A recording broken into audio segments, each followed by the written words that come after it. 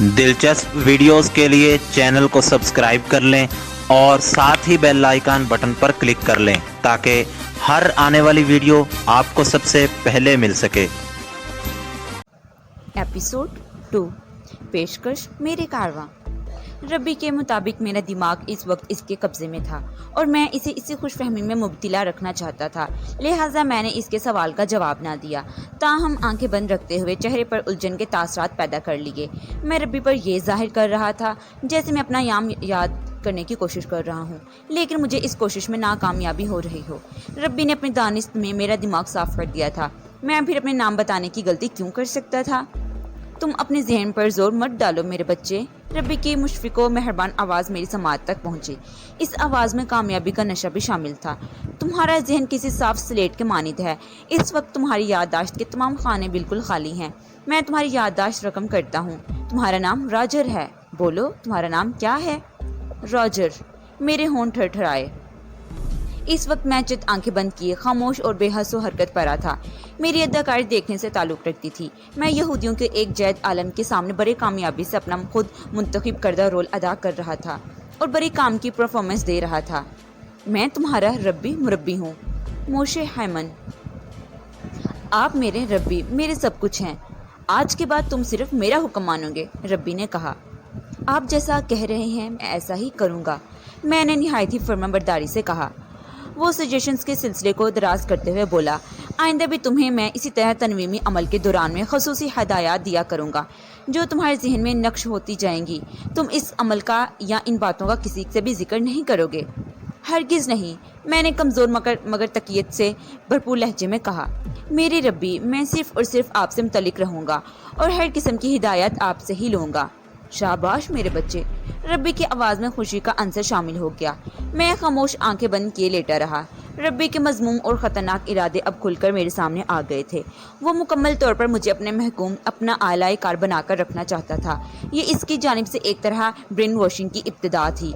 वो मेरी शख्सियत को अपने मकासद के मुताबिक तामीर करना चाहता था। मेरी ज़िद, सरकशी और मुस्तकिल मिजाजी ने इसे बावर करा दिया था कि दोस्ती का हाथ बढ़ाकर या किसी आर्जी ट्रीटमेंट से बात नहीं बनेगी। अगर मुझे अपने इशारों पर नचाना है तो फिर इसे कोई दरियापा और मजबूत बंदोबस्त करना होगा। ब्रेन वॉशिंग इसी सिलसिले में एक करी थी। राकेल और फ्लोटी की बातें हर्फ ब हर्फ दुरुस्त साबित हो रही थीं। इसके मुताबिक रब्बी हिप्नोटिज्म और दीगर इसरार अलूम का माहिर था। अगर मैं इसके हत्थे चढ़ गया तो वो मेरी ब्रेन वॉशिंग कर देगा। फिर वो लोग मुझे अपने मकासद का बनाने के लिए वाशिंगटन DC भेज देंगे, जहाँ तरबियत के नाम पर मेरे साथ पता नहीं क्या क्या किया जाएगा। रब्बी ने भी इसी किस्म के अज़ाइम का इजहार किया था। ये अलग बात है कि मैं इसके हत्थे नहीं चढ़ रहा था, बल्कि गैर महसूस तौर पर इस वक्त हत्थे से उखड़ा हुआ था। रब्बी मोशे हैमन मज़ीद 5 मिनट तक मुझे मुख्तलिफ तरगीबात देता रहा। मैंने इसकी तकनीक से अंदाज़ा लगा लिया कि वो कम अज़ कम एक बार और मुझे तनवीमी अमल से गुजारेगा। तरगीबात के हिसाब से इसका काम मुकम्मल नहीं हुआ था। इसकी दानिश में मैंने प्रोग्राम का पहला हिस्सा बड़ा खुशबरूसी से पार कर लिया था। वो इस काम से निपटने के बाद वो इख्तितामी तरगीबात की तरफ आ गया। अब तुम सो जाओ, गहरी नींद, बहुत ही गहरी नींद। तुम्हें कुछ याद नहीं रहेगा कि तुम पर क्या अमल किया गया। वाक़यात और हालात को तुम भूल जाओगे, ताहम तुम्हारा जहन मेरी हिदायत को याद रखेगा। बेदार होने के बाद तुम यही समझोगे कि नाश्ते के बाद तुम गहरी नींद सो गए थे, बेखबरी की नींद। तुम्हारी आंख इस कोठरी में खुलेगी जहाँ तुमने नाश्ता किया था। तुम कम अज़ कम 4 घंटे तक पुरसुकून, मीठी और गहरी नींद सोगे। नींद, गहरी नींद और गहरी नींद। इस तकरार के साथ ही मोशे हैमन ने तरगीबात का सिलसिला मौकूफ़ कर दिया और वो मेरे सरहाने ही खड़ा रहा। यकीनी तौर पर वो गहरी नज़र से मेरे चेहरे के तासरात का जायज़ा ले रहा होगा। मैंने यही जाहिर किया जैसे बेखबरी की नींद सो रहा हूँ। रब्बी को एक कामिल धोखा देने के इस आखिरी मरहले पर किस किस्म की तौराही का मुतहम्मिल नहीं हो सकता था। ठीक 5 मिनट बाद इस वज़ीअ अरीज़ हॉल के सिंगलाक फर्श पर रब्बी के कदमों की चाप उभरी। वो मेरी तरफ से मुतमईन होने के बाद मुझसे दूर जा रहा था। कहाँ? मैं इसका अंदाज़ा नहीं लगा सकता था क्योंकि मेरी आंखें बंद थीं और मैं हिप्नोटाइज हो चुका था। थोड़ी देर बाद इसी हाल में इस मुकद्दद कदमों की आवाज़ें उभरी। वो कम अज़ कम 3-4 अफराद थे। मैं समझ गया वो लोग मुझे वहाँ से उठाकर वापस कोठरी में पहुँचाने आए हैं। मैंने खुद को वैसा ही बना लिया जैसे वो तवक्को कर रहे थे। मुझे कंधे पर लाद कर हॉल से निकाल लिया गया। जब मुझे इस मुख्तसरी कोठरी से ले जाया गया तो मैं मुकम्मल बेहोशी की हालत में था। मैं नहीं जानता था कोठरी से बाहर निकलने के लिए क्या टेक्निक आजमाई गई थी। ताहम अब मैं महज बेहोशी का नाटक कर रहा था, लिहाजा कोठरी में रास्ते के वक्त मुझे राज पर मुकम्मल खुल जाता। मैं लम्हा ब लम्हा इस मौका का इंतजार करने लगा। एक शख्स ने मुझे कंधे पर डाल रखा था और 2-3 साथ चल रहे थे। मुख्तलिफ राहदारियों से गुजरने के बाद वो लोग एक जगह रुक गए। यकीनन वो कोठरी के करीब पहुंच गए थे। मेरा ऊपरी धरदाना उठाने वाले की पुश्त पर लटका रहा था और नाफ इसके कंधे पर टकी हुई थी। मैं इस सुनहरी मौके को खोने का तसव्वुर भी नहीं कर सकता था। मैंने जिस्मानी तौर पर खुद को एक बेसिरे सिद्ध साबित किया और एक आंख जरा सी खोलकर माहौल का जायजा लिया। मैं चौंक सर के बल उल्टा लटक रहा था, इसलिए सबसे पहले पुख्तादारी का फर्श मेरी नज़र में आया। फिर मेरी निगाह इन अफराद के कदमों पर चल गई। मैं इससे ज़्यादा राहदारी का जायजा ना ले सका, क्योंकि इसी वक्त मेरी आंख ने एक ऐसा मंजर देखा कि मेरी तमाम तर तवज्जो इस जानिब मबजूल हो गई। राहदारी नीम रोशन थी और हम जिस दीवार के नज़दीक खड़े थे, इसमें अचानक एक शुगाफ सा नमूदार हुआ था। यूँ महसूस हुआ था जैसे वो बड़े पत्थर स्लाइडिंग डोर की मानद साइड में खिसक गए हो। इस शुगाफ की दूसरी जानिब मुझे वही कोठरी दिखाई दी जो पिछले 15-12 घंटों से मेरी कयाम गाह रही थी। मुझे यहीं से ले जाया गया था। इस रात से पर्दा उठा तो मेरे जहन में बुद्ध नील कुंड की इबादतगाह के तहखाने का मंजर घूम गया। साहिल के बाप थुंची ने फॉस्टिंग बुद्धा के पाँव के नज़दीक वाक़ पत्थरों से थोड़ी छेड़छाड़ की थी और इसी स्लाइडिंग अंदाज में तहखाने में दाखिले का रास्ता खुल गया था। ऐन मुमकिन था यहाँ राहदारी की इस दीवार में कोई भी वैसा ही मेकानिज़्म मौजूद हो। रोटी के मुताबिक वो वॉशरूम के किसी खुफिया रास्ते से अंदर आई थी। इसका यही मतलब था इस कोठरी में आमदोशद के लिए एक से ज़्यादा रास्ते मौजूद थे। मैं इन्हीं सोचों में उलझा हुआ था कि मुझे कोठरी के अंदर पहुंचा दिया गया। मैंने अपनी नींद व आंखों को बड़ी सफाई से बंद कर लिया। मैं चाहता तो उन अखियों से नहीं इन्हें देखे हुए जा सकता था, लेकिन इस मरहले में कोई रिस्क लेने को तैयार नहीं था। मैंने बड़े तहम्मुल और मेहनत से ये खेल बनाया था। एक ज़रा सा शौक़ दीदार में इस खेल को बिगाड़ने की हमाकत नहीं कर सकता था। इन्होंने मुझे मैट्रेस पर लटा दिया और जिस खामोशी से वहाँ पहुँचे थे, इसी खामोशी के साथ वापस लौट गए। अब मुझे कम से कम 4 घंटे तक तनवीनी नींद का नाटक करना था। रब्बी को यकीन दिलाना था कि इसका तजुर्बा कामयाब रहा। इसका यकीन मेरी कामयाबी की कुंजी था। रात का आखिरी पहर शुरू हो चुका था। रोटी हस्बे वादा कोठरी में पहुंच गई। मैं चौंके आधी रात के बाद से मुसलसल जाग रहा था, इसलिए इसकी आमद मुझसे छुपी न रह सकी और मैं वॉशरूम के इसके एहसास महसूस करने लगा और इसकी जानिब बढ़ गया। मैं 4 फुट तवील दरार के आखिरी सिरे पर पहुंचा तो वो आमद के शुगाफ को बंद करके पलट चुकी थी। मुझ पर निगाह पड़ते ही वो चौंक उठी जैसे मैंने इसकी कोई चोरी पकड़ ली। मैंने वॉश बेसिन वाला नल खोलने के बाद इसकी तरफ देखते हुए सरगोशियाना लहजे में कहा, घबराने की जरूरत नहीं, मैं इस कोठरी में आमदोरफ्त के जराए से वाकिफ हो चुका हूँ। इसने एक लम्हे के लिए हैरतज़दा नज़र से मुझे देखा, फिर साख्ता मुस्कुरा दी। इसके दांत हमवार और साफ शफाफ थे, जिसके सबब इसकी मुस्कुराहट में 8 चांद लग गए। वो पहले से कहीं ज़्यादा हसीन नज़र आ रही थी, शायद इसलिए वो इस वक्त बेइंतहाई माकूल लिबास में थी। रकील उर्फ रोटी ने जीन्स पर फुल स्लीव गर्म हाई नेक पहन रखी थी। पाँव में मखसूस किस्म के जोगर्स टाइप जूते थे। इसने अपनी जुल्फ़ों को शानों पर आज़ाद छोड़ रखा था। लिबास से महरूम हसन सोच कर हिजान तो पैदा करता है, ताहम रूह की सरशारी और जहन की ताज़गी का सामान नहीं करता। हर हुसन का अपना एक लिबास होता है और ये इस पर अच्छा लगता है। हदूद व क़यूद इस फ़िलासफ़ी को समझने के लिए एहसास की नज़ाकत की ज़रूरत होती है। रोटी ने मेरा तनकीदी जायज़ा लिया और सवालिया अंदाज में बोल ली, चलें? बिल्कुल चलें, मैंने फैसला कुन लहजे में कहा। इसने अपनी रिस्ट वॉच पर निगाह डाली और बोली, इस वक्त रात के 3 बजे हैं। हमें ठीक 3:30 बजे एक मखसूस मुकाम पर पहुंचना है। आधे घंटे का मार्जिन है, मैंने कहा। इसका मतलब है वो मखसूस मुकाम यहाँ से खासे फासले पर है। मेरी आवाज़ में सरगोशी की सी लहर थी। वो रकूह के बल झुकते हुए धीमे आवाज़ में बोली, फासला ज़्यादा नहीं है, लगभग 500 मीटर होगा, ताहम एहतियात के पेश नज़र कुछ ज़्यादा वक्त रखा गया है। माइकल ठीक 3:15 बजे इस मुकाम पर पहुंचेगा। माइकल के जिक्र पर मेरा ध्यान साहिल की तरह चला गया। रोटी के मुताबिक माइकल ने साहिल को कोठरी से निकालकर किसी मुकाम पर पहुंचाना था, जहां से इनके दिगर 2 साथी हमें अपने साथ इस पहाड़ी खुफिया ठिकाने से कहीं और अपने लोगों में ले जाते। इसका मतलब यही था, साहिल को मुझसे पहले कोठरी से निकाला जाने वाला था और ऐन मुमकिन था वो इस वक्त कोठरी से बाहर निकल चुकी हो। मैं रोटी से कोई सवाल किए बगैर इसकी कार्रवाई देखने लगा। वो कमोड के नज़दीक रकूक के बल झुककर अकबी दीवार के साथ कोई छेड़छाड़ कर रही थी।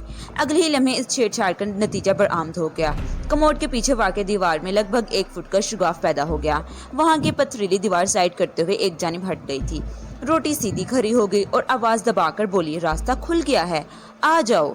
मैंने इसके बयान करते रास्ते में झांक कर देखा। मुझे इस खौफ में दूर तक तारीकी ही तारीकी नजर आई। मैंने इसकी आंखों में आंखें डालकर कहा, ये रास्ता तो बहुत तंग और तारीक है। इसकी तंगी और तारीकी ही में मज़ा है, तुम डरो नहीं। میں کوٹری کی دیوار میں موجود ایسے ہی ایک چور راستے سے واقف ہوں۔ میں نے کہا، میرے خیال میں ادھر زیادہ آسانی رہے گی، وہ راستہ اس کی بنسبت خاصا کشادہ ہے۔ وہ گہری سنجیدگی سے بولی، میں ہر راستے کے عواقب و جانب سے آگاہ ہوں۔ کھلا ہوا راستہ آسان تو ہوتا ہے، لیکن اس کے ساتھ ہی انتہائی غیر محفوظ بھی ہوتا ہے۔ اچانک کوئی حادثہ پیش آ جاتا ہے۔ وہ ایک لمحے کو متوقف ہو کر بولی، میں اس معاملے میں تم سے زیادہ تجربہ کار ہوں۔ یہ تنگ راستہ ہماری کامیابی کی ضمانت ثابت ہو سکتا ہے۔ تم مجھ پر میرے تجربے پر بھروسہ رکھو۔ وہ بڑے اعتماد سے سرگوشیانہ انداز میں بول رہی تھی۔ میں نے اپنی جانب بڑھے ہوئے اس کے ہاتھ میں ہاتھ دیا۔ پہلے روٹی اس تاریک خواب میں پہلے کے بل داخل ہوئی تھی، پھر مجھے اندر کھینچ لیا۔ اس کے بعد اس نے مخصوص ٹیکنیک استعمال کر کے وہ شگاف بند کر دیا۔ ہم دونوں اس تنگ و تاریک خواب کے اندر بند ہو گئے۔ اس راستے کی چوڑائی 1 فٹ کے قریب تھی۔ لمبائی کے بارے میں کچھ نہیں کہہ سکتا تھا۔ روٹی نے کہا، ہمیں لگ بھگ 20 فٹ تک اس طرح کھسک کر آگے بڑھنا ہوگا۔ تم یہاں پر اپنے 4 فٹ کے تجربے کو استعمال کر سکتے ہو۔ میں اس کا اشارہ سمجھ گیا۔ وہ کوٹری سے واش روم کے آمد رفت کے راستے کا ذکر کر رہی تھی۔ وہ درار 1 فٹ چوڑی اور 4 فٹ طویل تھی۔ 1-2 بار کے تجربے کے بعد مجھے اس کھسنے کے میں اچھی خاصی مہارت حاصل ہو گئی تھی۔ وہ تنگ سا راستہ کافی کشادہ محسوس ہونے لگا تھا۔ ہمارے پہلو ایک دوسرے میں پیوست تھے اور ہم انچ آگے سرک رہے تھے۔ وہاں اتنی گنجائش نہیں تھی کہ ہم اپنے ہاتھوں کو آگے پھیلا سکتے تھے، لہٰذا ہمارے بازو پہلوؤں میں لٹک رہے تھے۔ روٹی مجھ سے آگے تھی اور اس نے اپنے دائیں ہاتھ کو میرے بائیں ہاتھ میں دے رکھا تھا۔ اس کا انداز کھینچنے والا تھا، جیسے وہ اپنی گائیڈنس کی روشنی میں مجھے آگے بڑھا رہی ہو۔ اس تنگ و تاریک نما راستے میں کسی قسم کی گھٹن محسوس نہیں ہوتی تھی۔ یہ خاصیت یہاں کی تعمیر کا امتیاز تھا۔ ہم 2 فٹ آگے بڑھ آئے تو روٹی نے کہا، صبح تمہیں ربی کے پاس لے جایا جائے گا، وہاں خیر تو رہی نا؟ اس کی معلومات اپ ڈیٹ تھیں۔ تمہارا اندازہ درست نکلا، میں نے اس کے ساتھ پیوست رہتے ہوئے جواب دیا۔ وہ واقعی میری برین واشنگ کا ارادہ رکھتا ہے۔ باتوں کے دوران میں ہمارا آگے کا سفر بھی جاری رہا۔ وہ بولی، وہ میرا اندازہ نہیں تھا، بلکہ میں اس کی حقیقت سے بخوبی آگاہ تھی۔ کیا اس نے تمہیں ہپنوٹائز کیا تھا؟ روٹی کے اس سوال سے بڑی تشویش جھلکتی تھی۔ وہ 1 سیشن مکمل کر چکا ہے، دوسرا باقی ہے، میں نے جواب دیا۔ وہ رک کر پریشان نظر سے مجھے تکنے لگی۔ میں تاریکی کے باعث اس کی آنکھوں کو یا اس کے موزن تاثرات کو دیکھ نہیں سکتا تھا۔ اس کی پریشانی کا اندازہ میں نے اس کے بدن کی اضطراری جنبشوں سے لگایا۔ اس اندازے کی توثیق روٹی کی متلازم سانس سے نے کر دی۔ اس کا سینہ دھکونے کی طرح چل رہا تھا اور بے ترتیب سانس میرے چہرے پر ٹکور رہی تھی۔ میں نے اس کی ذہنی اور دلی کیفیت کو بھانپ لیا۔ کسی کے احساس اور جذبات کو سمجھنے کے لیے آنکھوں کی ضرورت نہیں ہوتی، ورنہ بے نائی سے محروم افراد تنہائی، بے پس اور پتھر دل ہوتے۔ روٹی کی کچھ بولنے سے پہلے اس کی تشویش کی طرح میں نے کہا، تمہیں فکر مند ہونے کی قطعاً ضرورت نہیں۔ ربی نے ہپنوٹائز کے بعد پہلے سیشن میں جتنی بک بک کی، اس کا مجھ پر بالکل اثر نہیں ہوا، اور دوسرے سیشن کی انشاءاللہ نوبت ہی نہیں آئے گی۔ تم یہ کہہ رہے ہو وجدان؟ وہ بے یقینی سے بولی۔ اس کی آواز میں بڑی معنی خیز سرسراہٹ تھی۔ ربی کا کوئی عمل بے اثر کیسے ہو سکتا ہے؟ میں نے اسے پہلے سے ٹھکو دیا اور کہا، تم آگے بڑھو، میں تمہیں بتاتا ہوں۔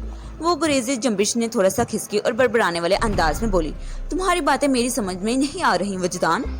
میں نے اسے آگے دھکیلتے ہوئے کہا، دراصل بات یہ ہے کہ یہودیوں نے اپنے ربی کو کچھ زیادہ ہی بانس پر چڑھا رکھا ہے۔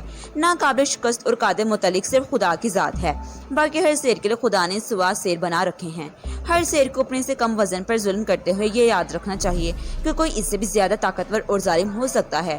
میری یہ معنی خیز باتیں روٹی کی سمجھ میں نہ آئیں تو میں نے آسان الفاظ میں وضاحت کر دی اور آخر میں کہا، پہلے سیشن میں ربی نے میری شخصیت تبدیل کرنے کا عمل کیا تھا۔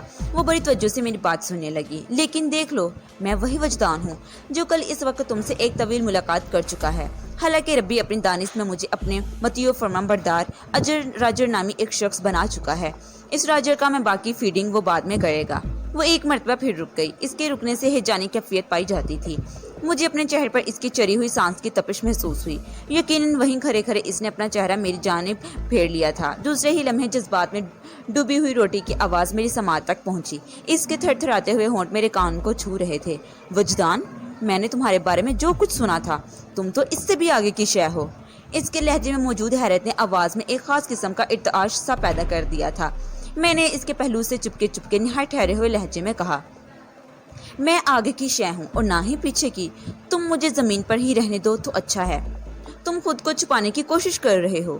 اس کے لہجے میں بے یقینی برقرار تھی۔ میں نے سنجیدگی سے کہا، ایسی ویسی کوئی بات نہیں۔ ربی جیسے ماہر عملیات کے اثر سے نکل آنا کوئی معمولی بات نہیں۔ रबी एक धोखेबाज है। किसी धोखेबाज को बेवकूफ़ बनाकर आसानी से धोखा दिया जा सकता है। मैंने कहा, बस इसके लिए थोड़ी जहानत की ज़रूरत होती है। तुम खामखा बात को तोल दे रही हो। इसकी तसल्ली न हुई। मुस्तरिब लहजे में बोली, तुमने जो कुछ किया है वो थोड़ी जहानत का खेल नहीं वजदान। आई स्वेयर तुम मुझे चक्कर देने की कोशिश कर रहे हो। खामखा कस्में खाकर अपना दिन खराब ना करो। मैंने झुंझलाहट अमेज अंदाज में कहा, यहाँ इतनी गुंजाइश कहाँ है जो मैं तुम्हें कोई चक्कर दूंगी। तुम अल्फाज बदलकर मुझे बहला ना सकोगे। फिर तुम कैसे बहलोगी? अपने बारे में सच सच बता दो। मैंने अभी तक तुमसे कोई झूठ नहीं बोला। मैंने उकताए हुए अंदाज में कहा, तुम खामखा की जरा बहस में पढ़कर अपना वक्त ज़ाया कर रही हो। हमें जल्द अज जल्द इस मुकाम पर पहुंचना है जहां माइकल साहिल को पहुंचाने वाला है। अच्छी बच्ची की तरह आगे बढ़ो। पता नहीं बेहुदा रास्ता और कितना बाकी है। मैं इस तंगो तारीख रास्ते सिरे पर खड़े हैं, रोटी की इंकिशाफ अंगेज लहजे में बताया। बातों ही बातों में 25 फुट का फासला तय हो गया। वो बड़ी संजीदगी से बोली, अगर तुम मुझे अपनी हकीकत नहीं बताओगे तो मैं तुम्हें इस सिंगलाक दीवार के इस पार नहीं पहुंचाऊंगी। और तुम जानते हो अब कब में वॉशरूम वाला रास्ता भी बंद हो चुका है। फैसला कर लो, तुम्हें अपनी साहिल तक पहुंचना है या इसी खोगे में बाकी जिंदगी गुजारना है। क्या बाकी की इसकी जिंदगी में भी तुम मेरे साथ होगी? मैंने इसे छेड़ा। जाहिर है मैं कहाँ जाऊंगी, हम दोनों इसी खो में रहेंगे। फिर तो मैं तुम्हारी बात मानने को तैयार हूँ। मैंने जल्दी से कहा, इस रोटी के सहारे में जिंदगी नहीं गुजार सकता। ना हा, मुझे निकालो यहाँ से। मैं जानता था रोटी अपनी धमकी पर किसी भी तौर पर अमल नहीं कर सकती। इसका तो मिशन है हमें यहाँ से निकालने का। वो अपने बड़ों के अहकाम के खिलाफ क्यों कर जा सकती थी? वो महज मुझसे छेड़छाड़ कर रही थी ताकि मैं अपना आप इसके सामने खोल कर रख दूं। जवाबन मैं भी इससे बड़ा ही संजीदा मजाक कर रहा था। ये इनका जवाब पत्थर से देने वाली सूरत हाल थी। वो मसरूर लहजे में बोली, क्या वाकई तुम मुझे अपनी असलियत बता दोगे? तुम मेरी नीयत पर शक कर रही हो। मैंने कहा, फिर बताओ जल्दी से। वो मचल गई। मैंने बताया, मेरा नाम वजदान है। मैं मार्शल आर्ट्स का माहिर हूँ। इसके अलावा जो भी चमकता जानता हूँ। बस तुम मुझे अपनी इस सलाहियत के बारे में बताओ जिसकी मदद से रबी मोशी हैमन को धोखा दिया है। इसकी इज़्तिरारी आवाज़ में करेद का अंसर नुमाया था। इस पटपट बोलने वाली रोटी की जुबान बंदी जरूरी हो गई। मैंने गहरी संजीदगी से कहा, मेरा नाम वजदान खामखा ही नहीं रखा गया। अब मैं तुम्हें क्या बताऊं? मेरी जुबान उर्दू तुम्हारी समझ में थोड़ी आएगी। अब मैं मजबूरन वाकई इसे उल्लू बना रहा था। तुम बताओ समझ में आए या ना आए। वो बहुत ही पुरजोश हो रही थी। मैंने कहा, मेरा नाम नून एक लॉक की हैसियत रखता है। बाकी हरूफ को एक खास तरतीब से जोड़ो तो जादू बनता है। मैं जादू जानता हूँ, आई मीन मैजिक। इसके ऊपर की सांस ऊपर और नीचे की नीचे रह गई। हेजान खिज लहजे में बोली, ओह माय गॉड, तुम मैजिक जानते हो? यानी मैजिशियन, जादूगर हो? हाँ, मैं जादूगर हूँ। मैंने ठोस लहजे में कहा, कोई जादू तो दिखाओ। वो फरमाइश कर बैठी। मैंने नहायत ही आहिस्तगी के साथ अपना चेहरा इसके चेहरे पर झुका दिया। इसकी फरमाइश पूरी हो गई। मेरे चिल्लाए हुए जादू ने चंद लम्हात के लिए इसकी कुव्वत गोयाई छीन ली। तंगो तारीख खो में मौत का सन्नाटा फैल गया। इस सन्नाटे में दो दिल धड़क रहे थे। हम इस खो से बाहर निकलने में मेरी पुश्त पर एक वजनी बैग का इजाफा हो चुका था। हम मुसलसल नशीब की तरह जा रहे थे। वो पथरीला रास्ता हमवार था और इसकी चौड़ाई लगभग 10 फुट रही हो गई। रास्ता के आखिरी पहर बिल्कुल खामोश और तारीक था, कुछ सोया सोया सा। जी मैंने रोटी से पूछा, क्या इस रास्ते पर चलते हुए ज़मीन के अंदर उतर रहे हैं? नहीं, वो मोहतात कदमों से आगे बढ़ते हुए बोली, हम ज़मीन पर उतर रहे हैं। क्या मतलब? मैंने चौंक कर इसे देखा। वो वजाहत करते हुए बोली, रब्बी ने अपना खुफिया ठिकाना सतह ज़मीन से 1000 फुट की बुलंदी पर पहाड़ के अंदर बनवाया है। हमें अपने मतलूबा मुकाम तक पहुंचने के लिए कम से कम 800 फुट नीचे उतरना होगा। इसके बाद जो हमारी मंजिल का रुख बदल जाएगा। मैंने इसके साथ साथ ढलवानी रास्ते पर उतरते हुए कहा, इस दियोकामत पहाड़ के अंदर इस किस्म का ठिकाना बनाना खतरनाक भी साबित हो सकता है। अर्जी और पहाड़ी तगय्युर तब्दील इसके अंदर बहुत ही नुकसानदा तब्दीलियां भी ला सकते हैं। तुम्हारी तशवीश किसी हद तक दुरुस्त है। वो दीवार के साथ साथ आगे बढ़ते हुए बोली, लेकिन यहाँ की सूरत हाल बिल्कुल मुख्तलिफ है। माउंट मकिनले साल के 12 महीने बर्फ की मोटी तह तक ढका रहता है, इसलिए इसके अंदर अर्जी और पहाड़ी तगय्युर तब्दील के इम्कानात बहुत कम हैं। खुले और गर्म पहाड़ अपने अंदर इस किस्म की तब्दीलियों के ज्यादा इम्कानात रखते हैं। और फिर वो अचानक खामोश हो गई। इसके साथ ही इसके कदम भी रुक गए। मैंने चौंक कर इसे देखा। وہ مجھے وہی خاموش کھڑے رہنے کا اشارہ کر کے نہایت ہی محتاط قدموں سے آگے بڑھ گئی۔ چند فٹ کے فاصلے پر مجھے ایک موڑ نظر آ رہا تھا۔ موڑ کے اس طرف مناسب روشنی کے آثار دکھائی دیتے تھے۔ ہم نے اب تک جس 10 فٹے راستے پر سفر کیا تھا وہاں بھی ہلکی روشنی موجود تھی۔ اس اندازے کے مطابق ہم 200 میٹر فاصلہ طے کر چکے تھے۔ چند سیکنڈ بعد روٹی واپس آ گئی اور میرا ہاتھ تھامتے ہوئے بولی، آؤ آگے، راستہ کلیئر ہے، پریشانی والی بات کوئی بھی نہیں۔ میں اس کے ساتھ ہو لیا۔ موڑ کے بعد راستے کی چوڑائی میں 20 فٹ ہو گئی تھی۔ چند قدم چلنے کے بعد اس نے اپنی بات مکمل کرتے ہوئے بتایا، میں یہ کہہ رہی تھی کہ ربی اور اس کی ٹیم کو دنیا کے چوٹی کے ماہر ارضیات میسر ہیں۔ اس ٹھکانے کی تعمیر کے لیے ماؤنٹ مکینلے کو بڑی ٹیکنیک سے کاٹا گیا ہے اور اس کے اندر آب و ہوا کا مناسب بلکہ بہترین بندوبست کیا گیا ہے۔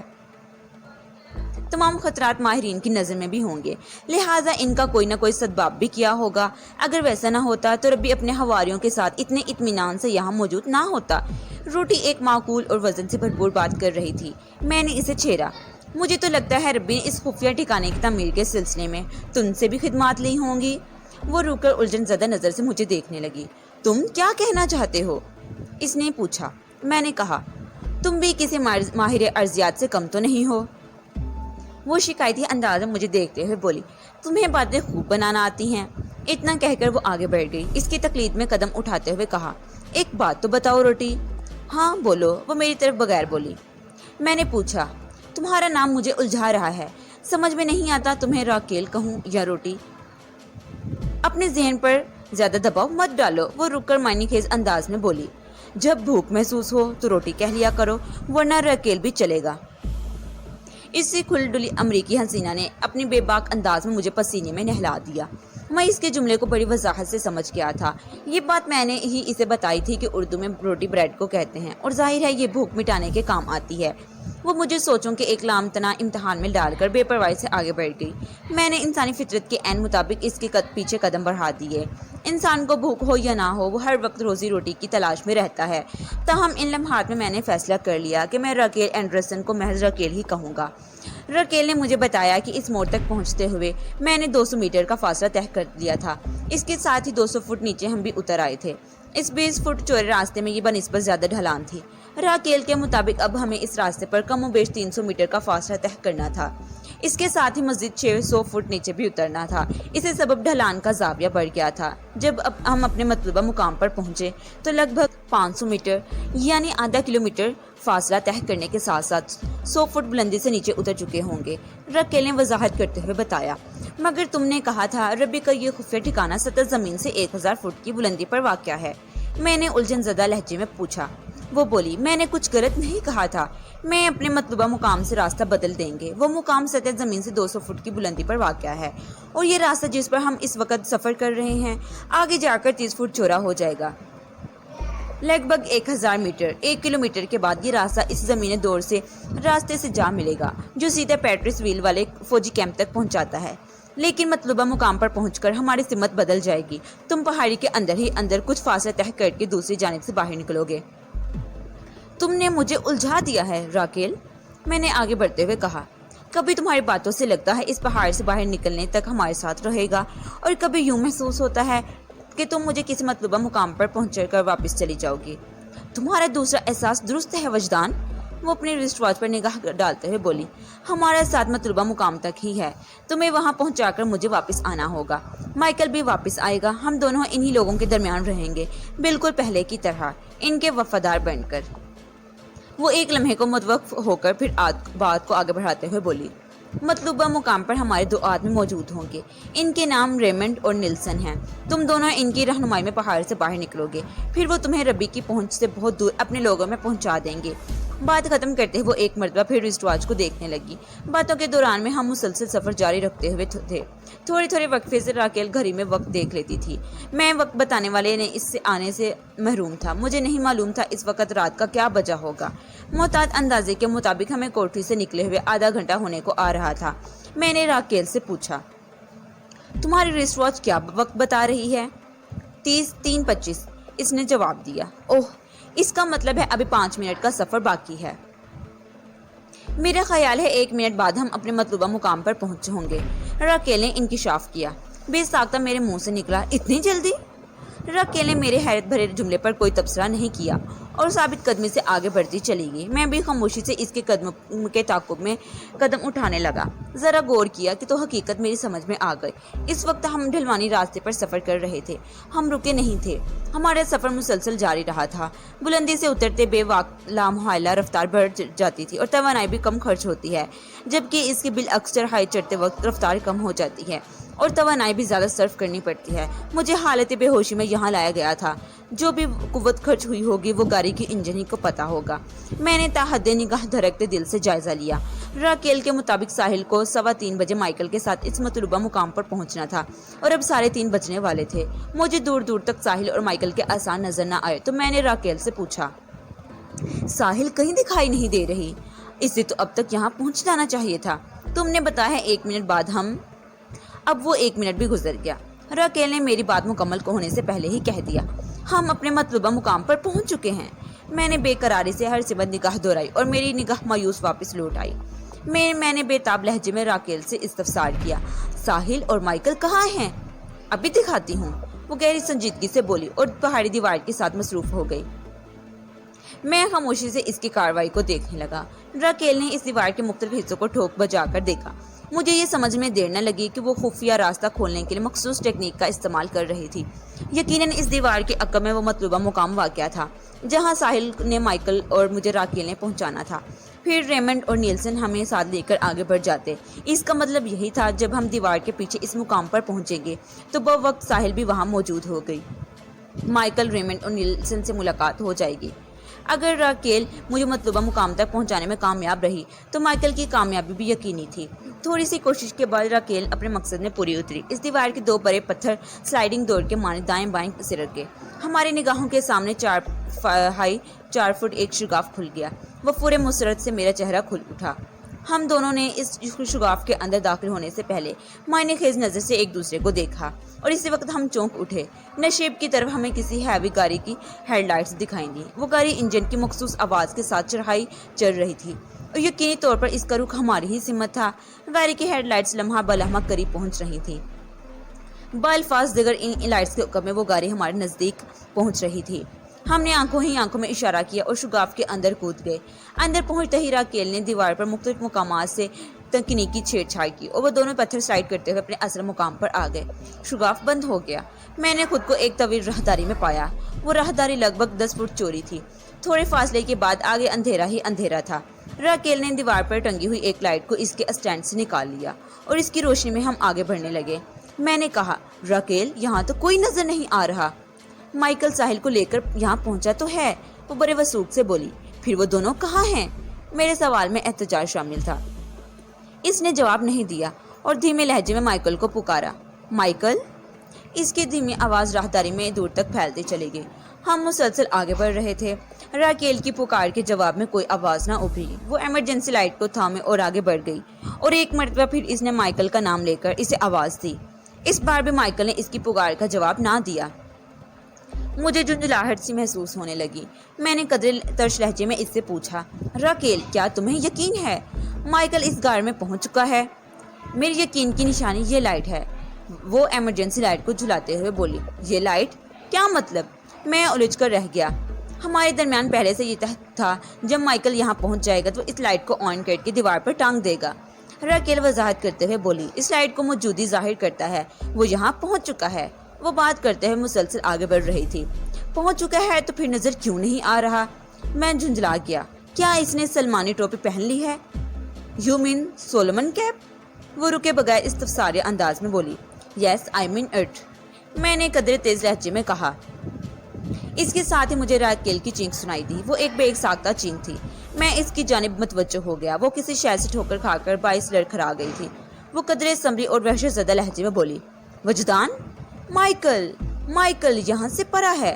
میں نے اس کے ہاتھ سے ایمرجنسی لائٹ لے لی اور جھک کر اس جگہ کا معائنہ کرنے لگا جدھر راکیل نے اشارہ کیا۔ وہاں پتھریلے فرش پر ایک شخص بے ترتیب پڑا تھا۔